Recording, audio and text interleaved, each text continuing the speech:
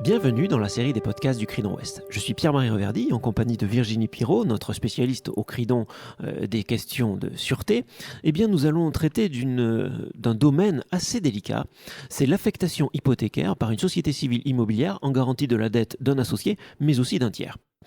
Alors, dis-moi Virginie, avec le recul qu'on a un petit peu sur la matière, que penses-tu des solutions qui jusqu'alors ont été dégagées ?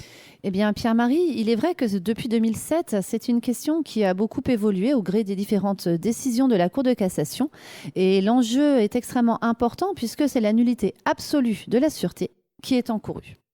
Alors, si l'on observe divers arrêts des chambres civiles et commerciales de la Cour de cassation, on constate que celle-ci a pu dégager des critères permettant de valider une telle opération, et ce sur 3 fondements alternatifs. Le premier de ces fondements, c'est le rattachement direct à l'objet social. Ce qui est classique. Un second fondement qui a pu être trouvé est le rattachement indirect à l'intérêt social, par le biais notamment de la notion de communauté d'intérêt. Le troisième fondement qui a pu être trouvé est l'autorisation unanime de l'acte par les associés de la société. Oui, c'est très intéressant parce que c'est exactement ce que j'ai pu constater. Les praticiens ont tenté effectivement d'assurer une certaine sécurité juridique à l'opération, et pour cela, ils ont fait une sorte d'application quasi mathématique de l'article 1854 du Code civil. Ils ont tout simplement fait intervenir à l'unanimité dans un acte les associés pour quelque part étendre un instant de raison l'objet social à l'affectation hypothécaire et donc assurer l'engagement de la société. Mais est-ce que cette technique de l'intervention à l'unanimité dans un acte est suffisante ? Hélas, j'ai bien peur que non, parce que la Chambre commerciale de la Cour de cassation a poursuivi une jurisprudence extrêmement rigoureuse qui laisse entendre que, pour être valable, la sûreté doit non seulement résulter du consentement unanime des associés, mais encore être conforme à l'intérêt social. Par exemple, une affectation hypothécaire ne serait pas conforme à l'intérêt social si elle était de nature à compromettre l'existence même de la société. Il en serait ainsi dans le cas où la société affecterait hypothécairement son seul et unique actif social.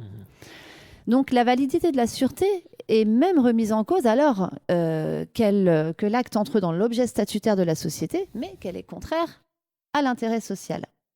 Une telle solution m'a immédiatement paru quelque peu extrême, mais qu'en est-il du strict point de vue de l'application du droit des sociétés ? J'ai eu exactement le même sentiment que toi. Enfin, je me suis dit, mais cette solution, cette émergence du critère de l'intérêt social manque de fondement textuel. Alors certes, les articles 1848 et 1849 du Code civil prévoient l'intérêt social, mais uniquement dans les rapports internes. Alors, je cite l'article 1849. Dans les rapports avec les tiers, le gérant engage la société par les actes entrant dans l'objet social. C'est le critère classique de l'objet social. Le texte prévoit que le gérant n'engage la société que si l'acte entre dans l'objet social. Bon, normal. Et c'est l'article 1848 qui, lui, va prévoir cet intérêt social. Dans les rapports entre associés, le gérant peut accomplir tous les actes de gestion que demande l'intérêt de la société. C'est donc uniquement, si l'on se réfère uniquement au texte, c'est uniquement dans les rapports entre associés et du gérant avec les associés ou du gérant vis-à-vis de la société que l'intérêt social doit être considéré. C'est donc uniquement pour l'engagement de la responsabilité du gérant vis-à-vis de la personne morale et vis-à-vis des associés que l'intérêt social est évoqué. Alors, en érigeant ce critère d'intérêt social en critère d'engagement de la société, pour moi, mon sentiment, c'est que les juges ont opéré un dévoiement de la notion d'intérêt social. C'est assez étonnant, c'est un peu inquiétant, mais malgré tout, on est obligé d'en tenir compte aujourd'hui parce que la jurisprudence est assez assise en la matière. En tout cas, c'est la sensation qu'on a parce que la troisième chambre civile a réexposer ce critère dans un arrêt du 20 décembre 2018. Bon, c'était certes de manière indirecte, mais malgré tout de manière claire. La Chambre commerciale, dans un arrêt inédit, a aussi repris ce critère en novembre 2016. Donc on est obligé de prendre acte de cette émergence de ce critère de l'intérêt social. Est-ce que la loi Pacte pourrait remettre en question cette jurisprudence? J'ai pas cette impression. À la lecture de la loi Pacte, je pense même au contraire, l'intérêt social risque de perdurer pour l'engagement d'une société.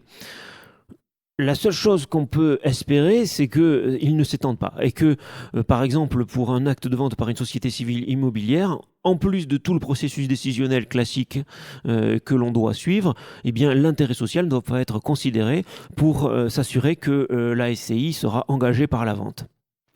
Cette jurisprudence a tout de même le mérite de réaffirmer que la société n'est pas un outil à tout faire pour ses associés. Elle n'est pas une machine à garantir ou à offrir des actifs sociaux en garantie de la dette de ses associés. Oui. Cependant, selon moi, il est vrai qu'elle est source d'une insécurité juridique qui peut être fâcheuse pour le prêteur, qui peut voir sa garantie remise en question et atteinte de nullité absolue. Oui, je suis d'accord. Et hélas, c'est sur cette note de fâcheuse insécurité juridique que nous devons conclure ce podcast. Nous vous remercions de votre attention et vous disons à très bientôt. Merci, au revoir.